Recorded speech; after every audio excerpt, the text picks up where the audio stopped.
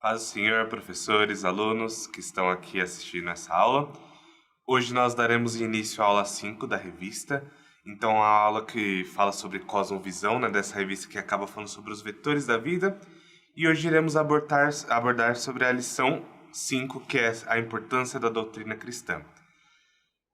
Quando nós falamos do ponto da cosmovisão, nós abordamos aqui nas últimas aulas, ela é extremamente importante, mas a doutrina cristã, que também é trazida, que nós temos muito presente na nossa vida litúrgica, no nosso dia a dia como igreja, ela tem uma importância e é isso que nós vamos discutir hoje. Então, eu sou o professor Adriel, aqui da sede, e aqui também temos nosso professor Paulo Matias, que também é aqui nosso professor da sede. O que eu gosto dessa lição, que ela, de certa forma, sumariza, né, resume toda a revista, que é olhar para a cosmovisão não como uma palavra nova do seu vocabulário, mas como uma questão de fundamentos da fé. Então, nós estamos pensando em base, em elementos iniciais para que a gente consiga ler o mundo a partir do que cremos, do que acreditamos, do que pensamos na perspectiva de Cristo Jesus. O que ele mudou? Então, quem é Deus? Quem é o ser humano? O futuro? O passado, inclusive. Então, hoje a gente vai falar bastante coisas históricas ali. Então, fundamentos de fé cristã. É uma baita ideia, tema, não só da revista, mas dessa lição. Sim. E assim como nós falamos o que Jesus veio trazer aqui quando ele veio à Terra nesse momento que foi super importante na humanidade, ele nos trouxe algumas lições que foram extremamente importantes. Primeiro aqui, quando nós falamos aqui da nossa leitura bíblica, que está em Mateus 5, dos versos 13 ao 19, principalmente que ele vai acabar trazendo: vocês são o sal da terra, mas se o sal perder o seu sabor, como restaurá-lo? Não servirá para nada, exceto para ser jogado fora e pisado pelos homens. Vocês são a luz do mundo. Não se pode esconder uma cidade construída sobre um monte. E também, ninguém acende uma candeia e a coloca debaixo de uma vasilha. Pelo contrário, coloca-a no lugar apropriado, e assim ilumina todos os que estão na casa. Assim, brilhe a luz de vocês diante dos homens, para que vejam as suas boas obras e glorifiquem ao Pai de vocês que estás nos céus. Não pensem que vim abolir a lei ou os profetas. Não vim abolir, mas cumprir. Digo-lhes a verdade, enquanto existirem céus e terra, de forma alguma desaparecerá da lei a menor letra ou menor traço, até que tudo se cumpra. Todo aquele que desobedecer a um destes mandamentos, ainda que dos menores, e ensinar os outros a fazerem o mesmo, será chamado menor no reino dos céus. Mas todo aquele que praticar e ensinar estes mandamentos será chamado grande no reino dos céus. É importante, Paulo, quando nós vemos aqui Jesus ele trazendo um pouco à tona a função da igreja, a função daquilo que o próprio Cristo veio trazer. Nós vimos em outras passagens Jesus falando que ele era a pedra angular, a pedra de esquina, né, na qual a igreja foi edificada. Quando nós vemos o texto, não fala que Pedro era a grande rocha, mas que Pedro era um pedregulho. Sim. Então, que a rocha ela foi realmente firmada em Cristo, o que nos permite também ter uma grande firmeza, ter uma estabilidade, ter um firme fundamento. Então, quando ele começa a falar aqui que nós somos sal da terra, o sal ele vai ter justamente essa função. Ele tem um impacto. Um ponto que é importante é que também ele não passa despercebido. Então, isso também vai trazer justamente esse ponto que Jesus quer trazer, do sal ele sendo utilizado, de você fazer com que ele seja ali pertinente, né, na comida, da luz do mundo, que você não pode esconder, né, uma lâmpada debaixo da cama, que você não pode esconder toda uma cidade que está acima do monte, mas que todas elas têm uma função. E acho que o impacto principal que a gente deve falar aqui é que a igreja ela deve ser uma igreja impactante. Eu gosto da fala do Adriel, quando ele olha e fala que é um texto para a igreja, essencialmente porque alguns pensadores antigos até chegaram a falar, não, o Sermão do Monte é um sermão para todo mundo. Não. Porque, inclusive, quando você fala luz do mundo, que não é todo mundo, é uma parte ali bem específica.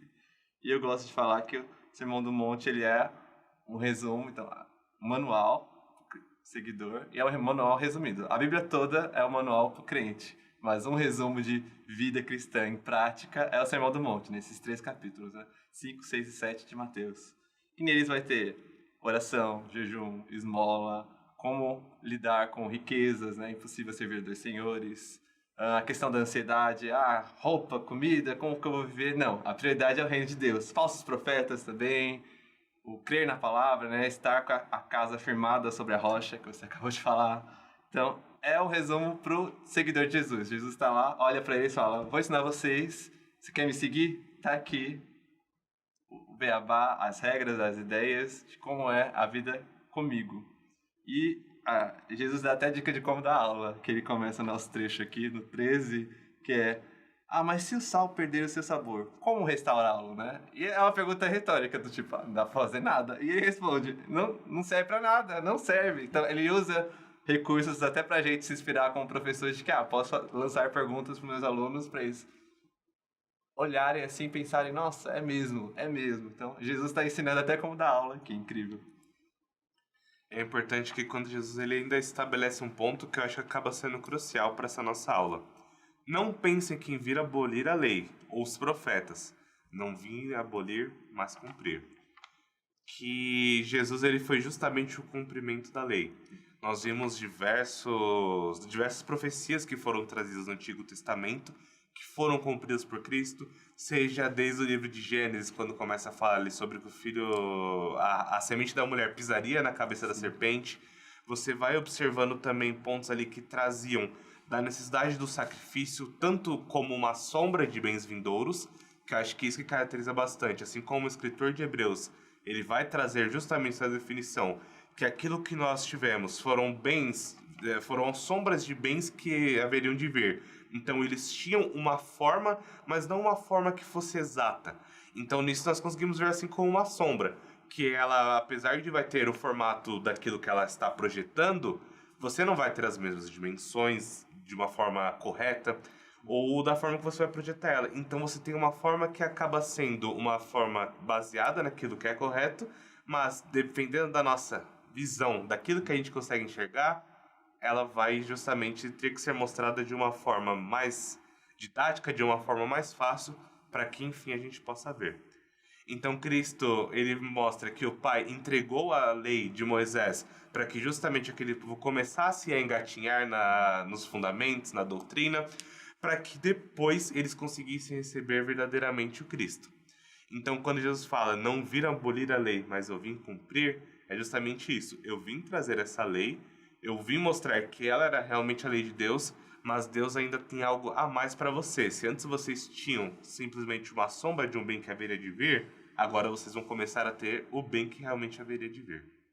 E isso é legal, de que dá para até fazer um gancho com a aula 3, de que, como Jesus entendia a si mesmo. Ele sabia que ele era, sabia o propósito dele, e quando ele traz essas explicações, né, inclusive dos profetas sobre ele, de que, sim, ele tinha o desenho, né, ele sendo Senhor, claro, tinha o desenho na cabeça dele, né, a visão dele estava clara, né, a cosmovisão de Jesus, né, que era até o nome da lição 3, estava evidente para ele, ele sabia onde ele queria chegar, então ele vai olhar, vai falar, está sendo cumprido, cada letra vai ser cumprida, os céus e a terra passarão, né, mas a palavra dele vai ser cumprida, não vai passar nada. É incrível. E é importante também quando nós vemos o livro de Hebreus que ele vai falar, quando você tem uma mudança também de sacerdócio, há uma mudança de lei. Então Jesus estabelece algumas coisas. É engraçado que quando nós olhamos aqui, Jesus não estabelece uma lei mais fácil. Se você for parar para olhar, Jesus vai falar, por exemplo, sobre o divórcio. Antes Moisés deu o divórcio para vocês por causa da dureza do coração do homem. Mas eu digo que é melhor que vocês tentem consertar o casamento, que haja perdão, ou que realmente vocês parem de ter com relação ao ponto do divórcio.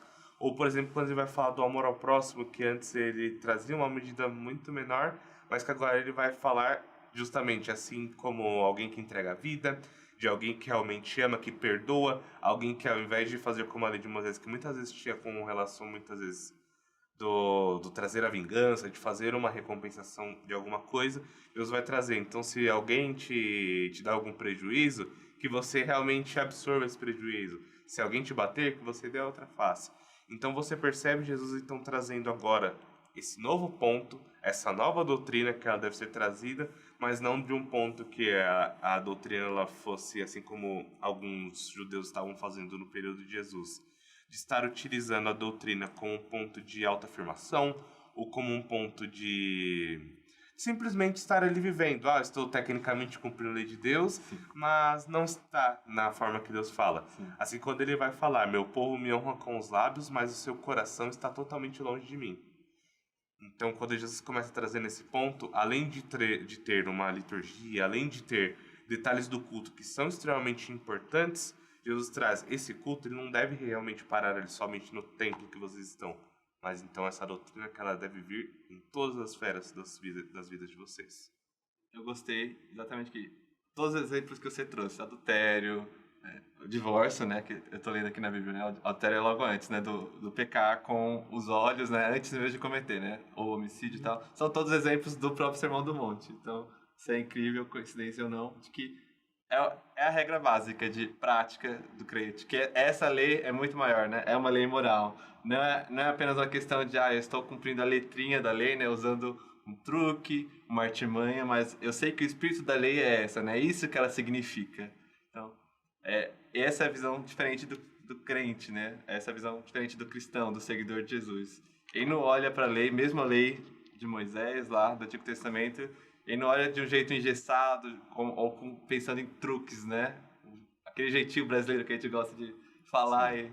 E deveria ter vergonha, de que, não, eu quero o espírito da lei, porque a lei é boa, né? Paulo vai falar que a lei é boa. A gente que não consegue cumprir, porque a gente é mal, né? A gente tem essa queda, a gente tem essa falha na nossa genética espiritual, né? Desde lá de Adão. Então, com Jesus, as coisas vão ser diferentes, né? Seguindo Jesus, né? Buscando essa lei maior dele, né? Que é o cumprimento pleno dela. Sim. E terminando esse ponto da introdução, é importante, assim como nós linkamos aqui, né? A relação do sal, daquilo que ele deve trazer, de como Jesus ele veio trazer realmente essa doutrina, como o peso da palavra de Paulo, quando ele vai falar em Romanos 8, no capítulo 8, no verso 19, que ele vai trazer a natureza criada aguarda, tem versões que ainda fala anseiam a manifestação dos filhos de Deus, com grande expectativa eles aguardam.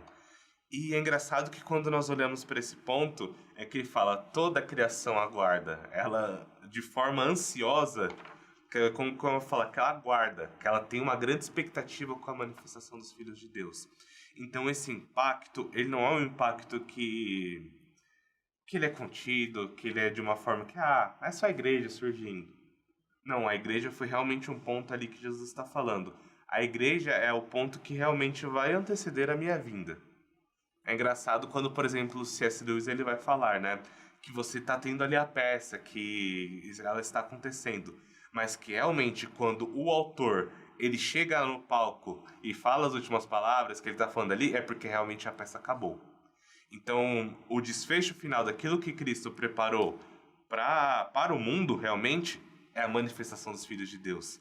Então, que essa natureza que estava corrompida pelo pecado, que o próprio homem acabou escolhendo, que agora ele também escolha a remissão, que agora ele escolha realmente esse novo reino, que ele escolha agora realmente se manifestar como um filho de Deus pelo chamado do próprio Deus. Isso é importante.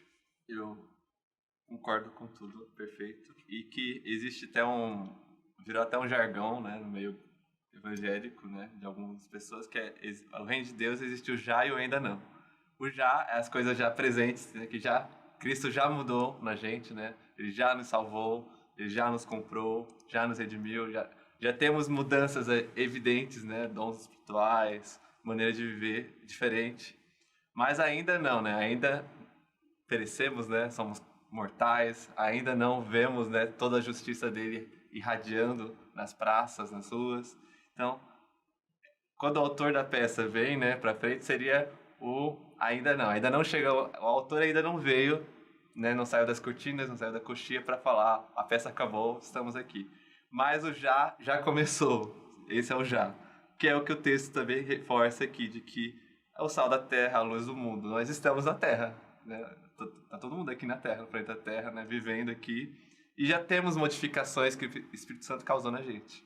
Já somos luz do mundo, nós não seremos, e Jesus até coloca um tempo presente, vocês são sal, são luz, e e coloca até a lógica, né? Ninguém vai pegar, acender a luz e esconder ela lá. Fica estranha, cara. O cômodo fica cheio de sombras estranhas, porque a luz está no lugar errado. Então, coloca no lugar alto. É evidência de que a lógica vai fazer isso, né? A lógica é qualquer pessoa. Jesus é muito lógico aqui. Sim. Então, assim brilha a luz de vocês perante os homens. Então, essa natureza que está gemendo, né? Clamando, né? Esperando, né? Cadê os filhos de Deus? Cadê os filhos de Deus?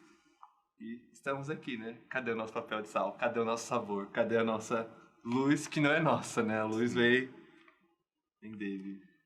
É engraçado também agora, entrando nesse primeiro tópico, que ele vai trazer alguns pontos ali de uma relembrança dos tópicos sobre cosmovisão. É interessante quando nós começamos a olhar nesse ponto que a cosmovisão cristã, ela não é um ponto somente teórico ali das ideias, ela vai ser justamente a forma que você olha para o mundo, a forma como você acaba assimilando tudo que vem para você. Só que é importante é que a cosmovisão ela também traz toda essa parte da missão, do que fazer, de agir, de botar a mão na massa, de realmente ser não uma teoria, não ser somente um ensinamento que iria ser estudado em uma escola e que, por exemplo, a pessoa não usaria mais isso na sua vida cotidiana, mas que justamente ela vai expressar em todas as esferas da sua vida um agir, uma noção e também um ponto de indignação. É engraçado que quando Moisés ele está ali no monte, no momento ali que Deus primeiramente vai falar com ele através da sarça ardente, que Moisés ele tenta desviar o olhar. Muitas vezes até quando ele já tinha visto alguns indícios daquilo que ele haveria de fazer ao longo da sua vida, ele acaba desviando um pouco o olhar daquilo que Deus tinha para ele. É engraçado que Deus ele enfoca bastante de fazer com que Moisés se aproxime, que Moisés, mesmo que ele fala, eu vou tirar as sandálias dos meus pés, mas é importante, se aproxime. Então você percebe nesse ponto, quando Moisés ele para de desviar o olhar, mas que ele também começa a olhar para as coisas que estavam acontecendo, cria como se fosse uma ira santa dentro dele. Algo que motivasse ele a se dirigir ao Egito, de voltar, de confrontar o faraó, que ele ainda, até aquele ponto, não sabia que ainda tinha morrido. Então que ainda depois Deus acaba falando com ele. Mas é importante que, mesmo ele enxergando todas as dificuldades, é importante que ele enxergou um chamado de Deus, uma missão dada por Deus, mas também uma motivação do seu próprio povo que estava sendo cativa, que estava passando por um jugo de escravidão, a ser resgatada realmente por Deus. O que eu acho legal dessa... Retomar a palavra cosmovisão vai ser importante, né, ao longo do trimestre, para os alunos não esquecerem, e porque é conceito base aqui, e é uma palavra diferente. E uma coisa que eu até conversei com a minha turma no domingo foi justamente de que, pensando na revista, de que esses óculos, né, que todo mundo tem, muitas vezes não percebe que tem. Então, você que usa óculos, às vezes está lá, entra no lugar úmido e tal, e fica úmido e o óculos fica com a película de água, você, nossa, tô de óculos. Já é natural. Então, muitas vezes, as pessoas possuem suas cosmovisões, elas sempre têm alguma. Ainda que ela não perceba, ainda que ela não reflita sobre isso, ainda que ela não faça uma análise sobre isso, ela tem. E a busca aqui da revista é: reflita sobre isso, analise ela, veja se ela é cristã mesmo e veja se você não tá mudando de óculos. Então, às vezes a pessoa, hoje no domingo, né, tá super crente, ele super fiel. Na segunda-feira no trabalho já tá com outro óculos na cara. Na Sim. terça tá com outro, na família usa outro óculos. Então a busca aqui é por coerência, né?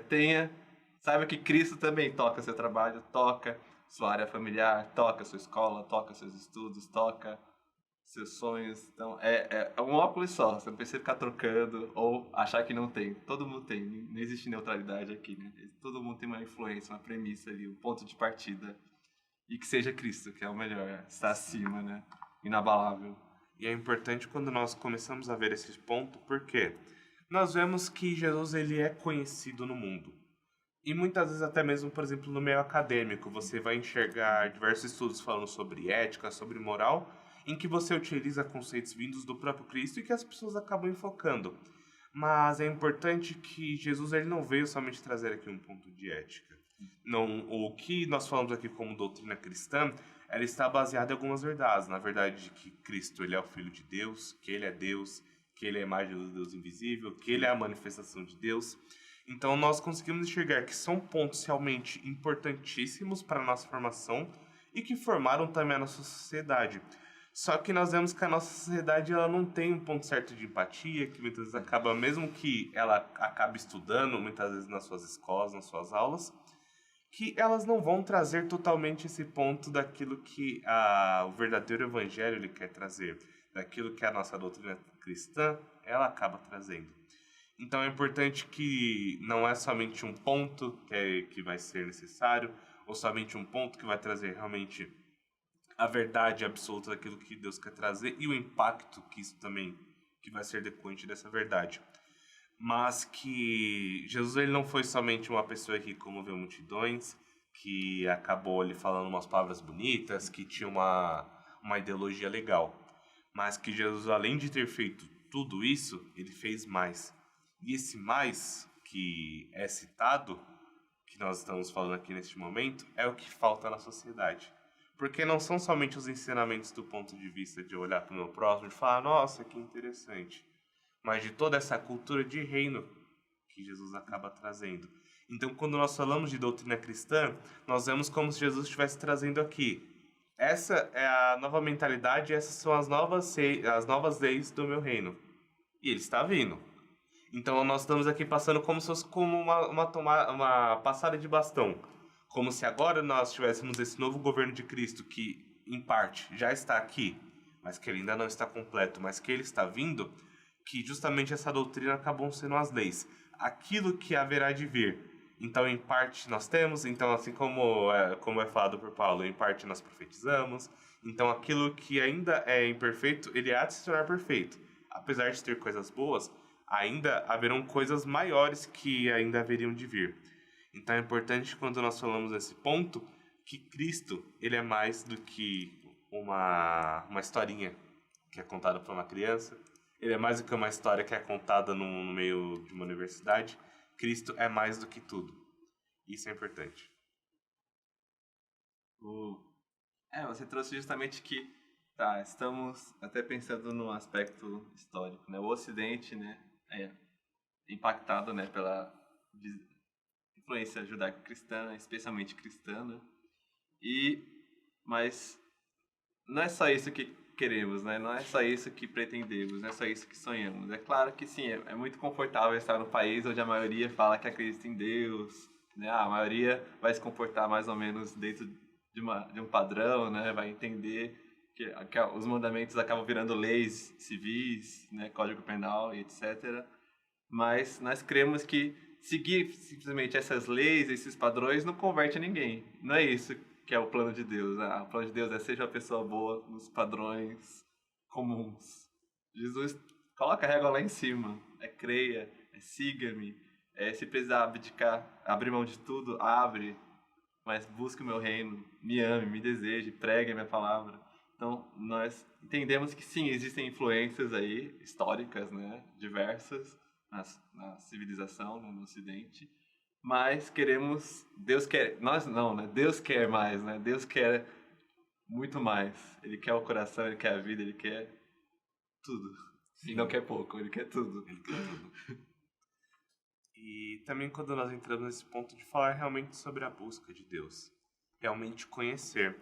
É importante que Cristo ele não veio realmente só trazer esse ponto que eu gosto de enfatizar que não foi somente um ponto teórico, mas que o principal ponto aqui entre Deus e o ser humano não é que nós somos criados para algum propósito extinto ou algum propósito que nos distancie de Deus, mas o ser humano ele foi criado para intimidade, para relacionamento.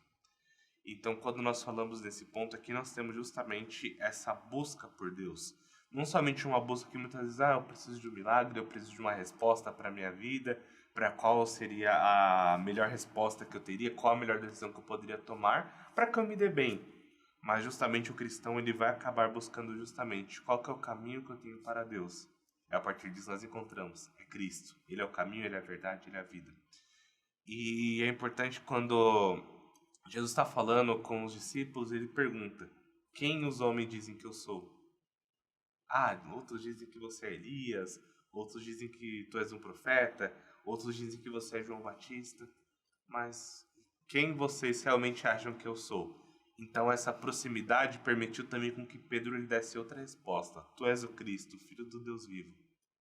E a partir disso, quanto mais nós nos achegamos a Deus, mais nós temos uma definição daquilo que nós enxergamos, nós temos uma nova visão. Nós começamos a contemplar como se fossem novas cores. Como se aos poucos tivéssemos uma visão 2D, começássemos a entrar numa visão 3D, depois nós começamos a ver cores, e essas cores começam a fazer tanto sentido, aí você começa a olhar, nossa, como é harmonioso, como é belo, e você começa a entender realmente qual que é o verdadeiro significado. Então, nesse ponto, ele é maior do que as nossas leis, do que os nossos valores. Então, este aproximar de Cristo realmente nos começa a trazer uma nova visão. E cada pessoa, a partir disso, começa a ter uma nova visão. É importante que quando Paulo vai falar sobre a multiforme graça de Deus, ela é justamente trazida através desse ponto.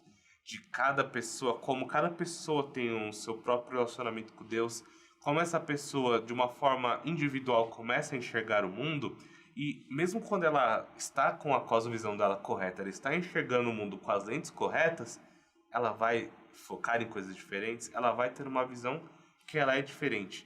Isso é importante que através dessas diversas visões que estão corretas, nós, comunidade, nós começamos a olhar para todas as outras fontes da melhor forma possível. Então, comece a olhar todos os horizontes, todas as paisagens. É incrível. Eu amo que você só traz os exemplos que eu estava pensando em casa, no meu dia a dia, de que Jesus ensina com perguntas. Então, ele vai lá e pergunta: quem estão dizendo que eu sou? Quem vocês dizem que eu sou? Não é que ele não saiba, tendo a onisciência. Ele já sabe, mas essas perguntas são para mexer nos discípulos.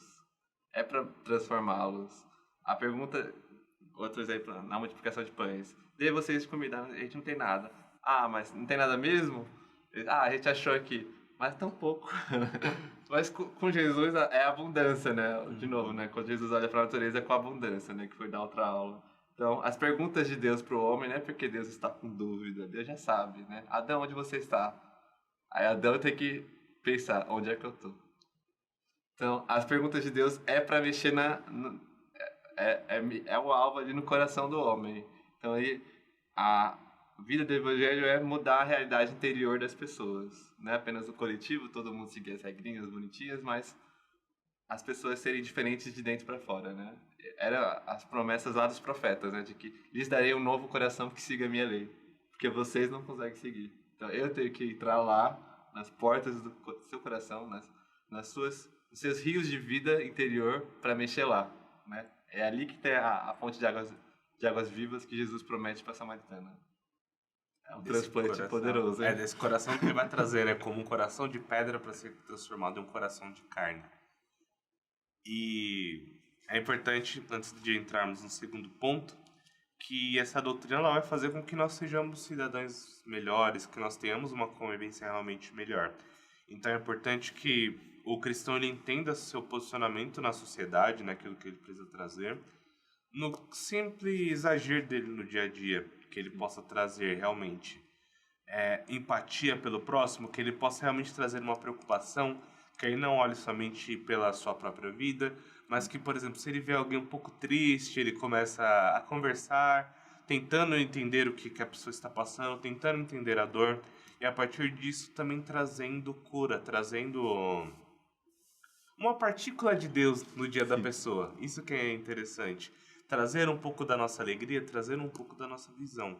Então é importante que isso acaba sendo trazido tanto para uma pessoa não cristã, que está ali presente no nosso dia a dia, para que a partir disso ela comece a conhecer mais de Deus, mas também para pessoas cristãs que estão no nosso dia a dia, para que também elas consigam ver mais de Deus. É importante que esse exercício ele acaba sendo trazido, né, tanto para pessoas crentes como não crentes. Então o nosso agir ele deve então trazer o mesmo peso para as pessoas. Então trazer esse mesmo peso de amor, esse mesmo peso de carinho, de preocupação, de serviço realmente tanto para a sua igreja, mas também para as pessoas que estão à sua volta. E eu acho que também é a partir disso que nós conseguimos entrar no segundo tópico. Então, como uma reforma protestante acabou trazendo bastante, né, de algumas questões que acabavam se perdendo justamente naquele período da história que nós falamos, foi falado na aula passada, sobre como muitas vezes pessoas do nome de Deus acabaram matando doutrinas, acabaram destruindo um pouco a reputação do evangelho, né, que foi muito trazido, por exemplo, infelizmente pela Igreja Católica ali na Idade Média, que nós temos também, que muitas é conhecido como Idade das Trevas, né, pela história, justamente por conta de algumas coisas ruins que ela acabou trazendo. Mas é importante que uma pessoa que, assim como Moisés, ele acabou tendo uma indignação, vendo as coisas estando de uma forma errada, e a partir disso, né, ele começa a se mover.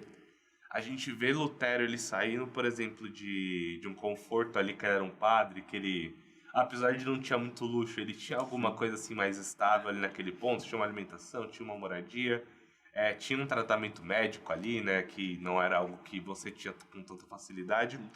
E a gente vê Lutero, ele saindo da sua zona de conforto, ele vendo coisas que ele falou, não, isso daqui tá errado. Não é possível que estão fazendo isso daqui.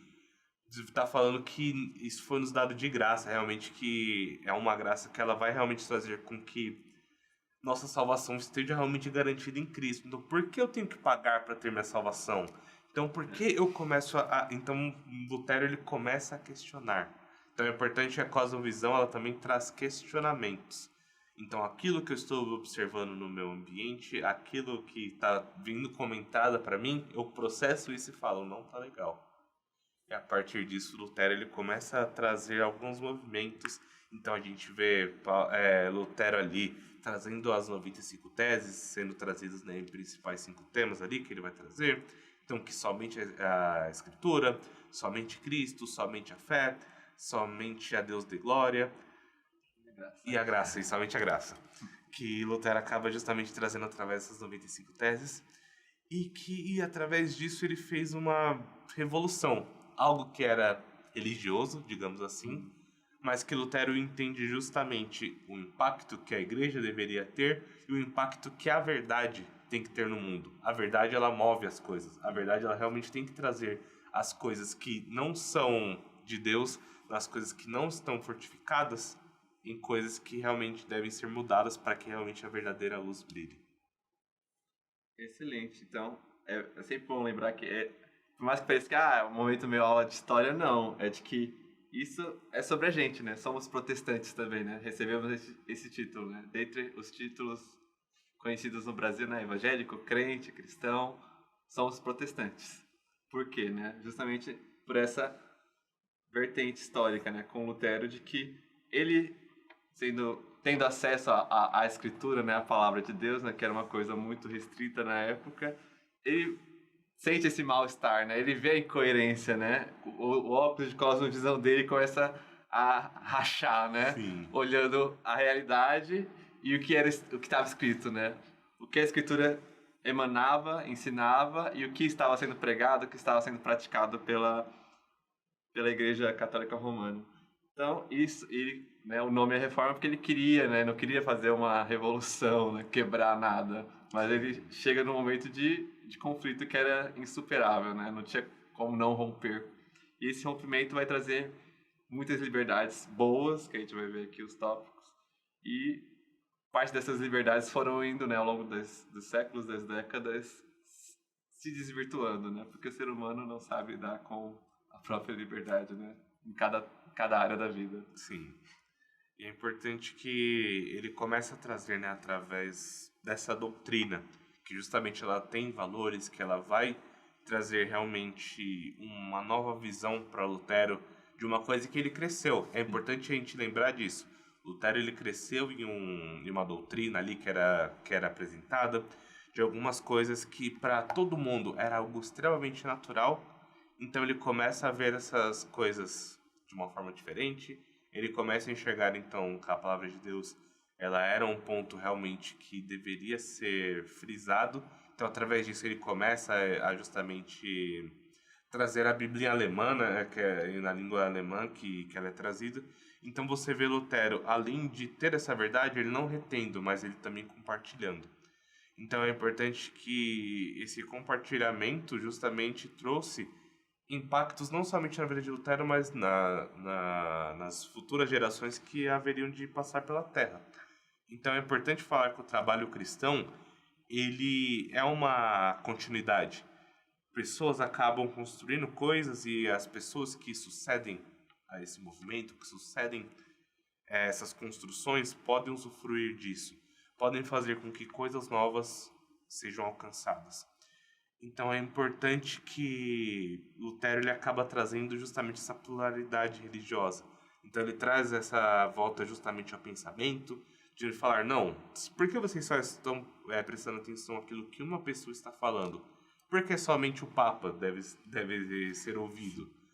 Se aquilo que ele pode estar trazendo pode ou não estar sendo da vontade de Deus realmente ou não. Realmente eles estão trazendo esse ponto? Então, Lutero ele começa a trazer este ponto para trazer uma desconfiança naquilo que é falado. Então, de trazer com que é ensinado para que isso seja questionado, para que isso seja realmente trazido. É isso realmente que Deus tem para vocês? É isso que Deus realmente ele teve para a humanidade? É fazer com que as pessoas estejam cada vez mais atentas ao dinheiro, aos seus próprios prazeres, ou ele realmente traz uma outra coisa? Vocês estão realmente tendo uma visão correta de Deus? Então Lutero ele começa a trazer, através desse movimento, uma visão mais assertiva de Deus. O que eu acho interessante da a palavra pluralidade aqui é que antes tinha um monopólio, né, da interpretação, né? Então, estava tudo concentrado na figura do Papa e seus aliados, digamos. Isso no sentido até de acesso à palavra, né? Então, você comentou a tradução para o alemão, né, do latim para o alemão. E temos também a questão de que essa pluralidade, né, essa liberdade, né, agora temos a tal da livre interpretação. Mas livre interpretação não significa fala o que você acha da Bíblia e ponto. Não, essa livre interpretação temos liberdade, né, livre acesso para a Escritura para que ela fale, não para que você fale usando ela. É diferente. Então, ao longo do tempo, né, ficou muito plural, digamos assim, porque as pessoas elas acham coisas e usam a Bíblia, mas o que ele propunha era: temos livre acesso para a Escritura aqui, ó, leiam, falem dela, pensem nela, meditem nela, mas é ela quem está falando. Sim. É importante também que nós vemos esse movimento trazendo também uma separação entre igreja e Estado.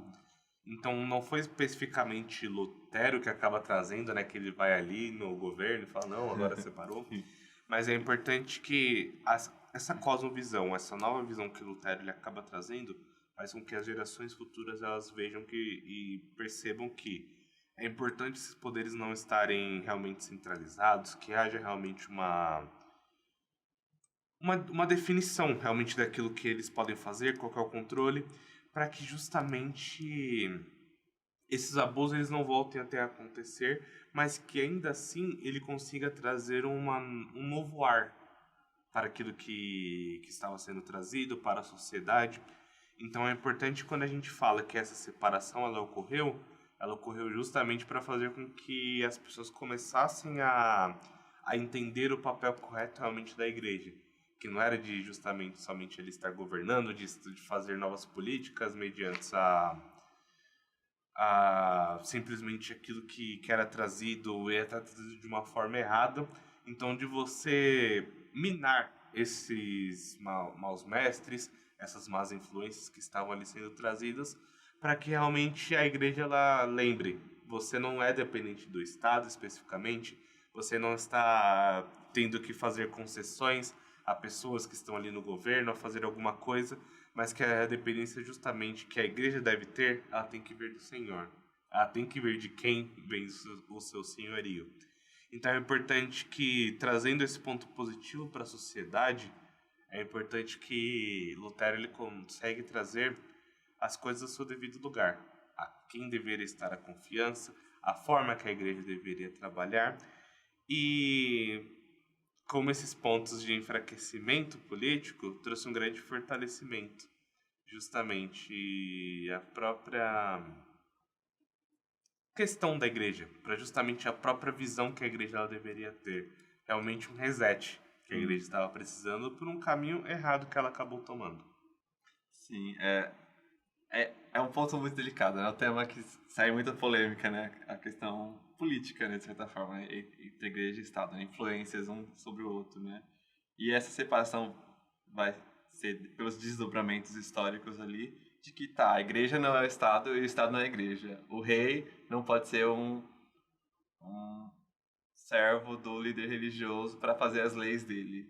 E nem o líder religioso tem que ser o ditador que controla a vida de um Estado, das pessoas de um Estado. Porque agora as pessoas que estão numa nação podem ser católicas, podem ser protestantes, podem ser outra coisa. E agora o legislador, né, o governante, tem que olhar para eles e falar: ó, tem que tomar cuidado aqui na hora que eu proponho leis. Porque às vezes, se eu propor uma lei assim, eu vou ferir esse grupo ou aquele.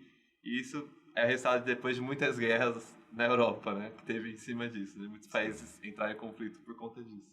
Então, separar e falar, ó, vida espiritual, cada um cuida da sua, estamos de olho nela, né? Cuidem, né, pelo amor de Deus, mas o Estado não vai interferir, porque ele não tem poder sobre isso, né? Ele pode tentar proibir amanhã o cristianismo, mas eu quero continuar sendo cristão, né? Quero continuar orando, né? Sim. Método Daniel, né? E era uma chave que poderia muito ser virada justamente contra a igreja. Justamente de você ter ali o domínio, você ter um governante ele estando totalmente alinhado a alguma religião, isso, pô, naquele momento não estava virado contra a igreja. Mas e se estivesse? Então é uma arma que ela realmente não deve estar muito alinhada, né, nesse ponto. Então, também trazendo nesse ponto é que Lutero ele traz um ponto importante, que às vezes as pessoas falam: "Ah, vocês crentes vocês não pensam, vocês". Então é importante que Lutero ele vai trazer uma importância justamente à educação, a fazer com que as pessoas sejam educadas, alfabetizadas, que elas comecem a ler, a pensar, a realmente refletir sobre os aspectos que elas tinham.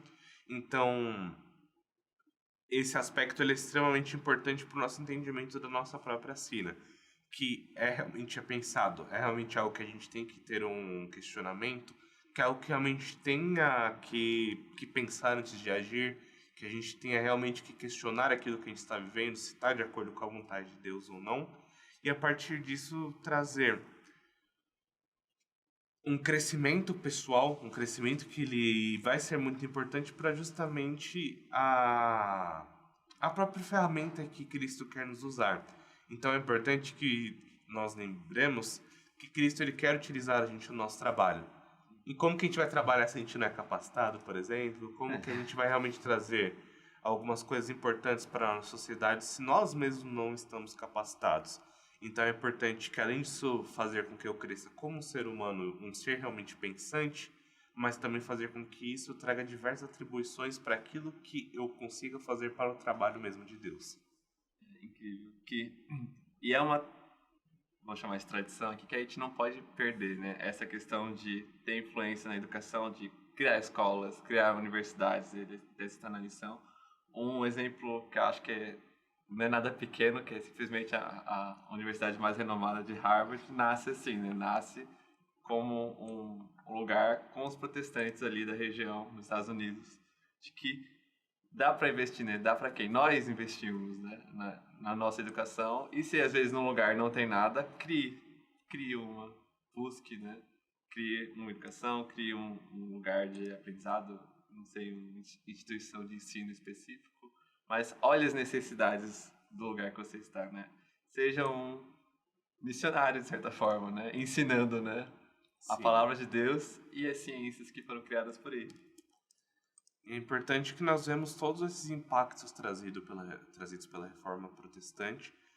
Elas foram importantes, isso demonstra também que a nossa visão de mundo ela deve ser realmente ressignificada muitas vezes. Nós devemos pensar o que nós estamos fazendo aqui, porque realmente o sal ele tem que trazer um novo efeito na comida, ele tem que trazer um gosto.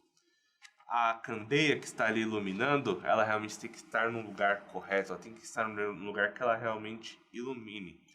Então é importante que nós nos trazemos essa inspiração aqui de Lutero para enxergar a necessidade da movimentação cristã, a necessidade daquilo que nós como igreja e nós como indivíduos devemos fazer. Porque às vezes nós pensamos, porque minha igreja não toma essa iniciativa que eu quero, porque tal coisa não acontece, porque... Mas o que você está realmente fazendo? Essa reforma, ela começou com uma pessoa. Não foi como se Lutero tivesse ali um grupo que ele encontrou, não. Lutero, ele tomou essa dor, ele tomou realmente essa missão para si, e a partir disso ele conseguiu mostrar essa visão para outras pessoas. Então é importante que a nossa visão de mundo, aquilo que nos indigna, isso realmente nos mova. Isso é muito importante. Que a partir dessas coisas nós conseguimos enxergar que aquilo que Jesus nos deixou, a sua doutrina, ela é importante para que o mundo ele realmente conheça a luz de Cristo. Para que realmente esse mundo agora ele passe por mudança. A mensagem de Jesus ela não começou em outro lugar senão falando sobre arrependimento, sobre mudar a rota. É importante quando nós vemos a própria definição de pecado, ela está atrelada a errar o alvo. Então é realmente eu fazer com que o caminho agora seja acertado para que realmente eu consiga acertar o alvo correto. Então, quando nós olhamos nesse ponto, é que seja preparado um caminho para o Senhor, realmente um caminho do Messias.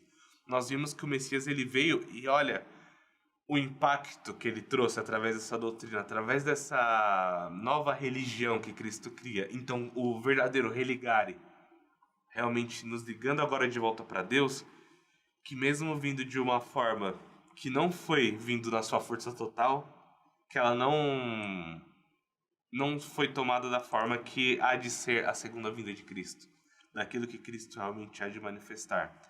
Então que a igreja ela realmente consiga olhar e entender este papel que Cristo deixou, para que ela entenda que realmente a manifestação aguarda a manifestação dos filhos de Deus. A natureza anseia, né? E eu gosto de até vou citar uns trechinhos de Colossenses 1, que foi uma linda, sobre que a gente falou de política, economia, história, educação, igreja, Estado, tudo é tocado por Jesus, né? Porque nele foram criadas todas as coisas no céu e na terra, visíveis e invisíveis, tronos, os reis, as soberanias, poderes, autoridades, tudo foi criado por ele, para ele. Tudo tem um propósito para ele. Ele é antes de tudo, nele tudo subsiste, ele é a cabeça do corpo, que é a igreja, é o princípio primogênito entre os mortos, para quem tudo tem supremacia. Então, nós não estamos falando de coisas que não têm a ver com Jesus. Tudo tem a ver com Jesus. É tudo por ele, para ele, sobre ele. Então, a gente não pode segmentar mais, né? Criar mais caixinhas na nossa cabeça, na nossa vida, no nosso coração, de que aqui eu trabalho, aqui Deus trabalha. Não. Todas as esferas da sociedade, todas as esferas da minha vida, cada canto, né? Cada centímetro quadrado, cada metro cúbico do universo tem um dono. E esse dono fala, né? Com o Abraham Kuyper fala, né? Ele fala e diz que é dele, é meu. E é dele mesmo. Sim. Então, finalizando, é importante que haja um entendimento que Jesus ele veio também trazer, mexer na nossa vida espiritual, mas a nossa vida espiritual ela acaba irradiando para todo o resto. Então, para a nossa vida no cotidiano, para os nossos relacionamentos, tudo que nós temos que fazer, a visão que nós temos da missão que nós temos nesse mundo. Então é importante que nós lembremos realmente que aquilo que Jesus nos deixou não foi simplesmente para que nós estivéssemos aqui somente estudando, somente conversando, mas que isso trouxesse uma mudança, não somente na minha vida, mas na vida das pessoas que me cercam. Então que o cristão ele é importante que ele seja influência. Nós vemos o mundo falando, nós vemos o mundo moldando tantas tendências, tantas formas, mas é importante que haja um lembrete, que o cristão ele tem um dever crucial de fazer com que o reino de Deus seja trazido à terra. Então que a oração, que venha o teu reino, que seja feita a sua vontade, assim na terra como é no céu, é importante que haja realmente esse alinhamento. E esse alinhamento ele não vem de outra pessoa, não vem de outra organização a não ser da igreja. O corpo de Cristo aqui na terra. Então que essa doutrina ela nos mova, nos constranja, que ela faça com que nós olhemos agora este mundo com um olhar diferente, com um olhar de inconformidade Inconformidade não é esse o mundo que eu quero para os meus filhos, não é esse o mundo que eu quero para as pessoas que estão ao meu redor, não é esse mundo que eu quero justamente para toda a criação. Então, que há um caminho melhor, há uma manifestação de Deus melhor, então que nós estejamos realmente focados nesse ponto.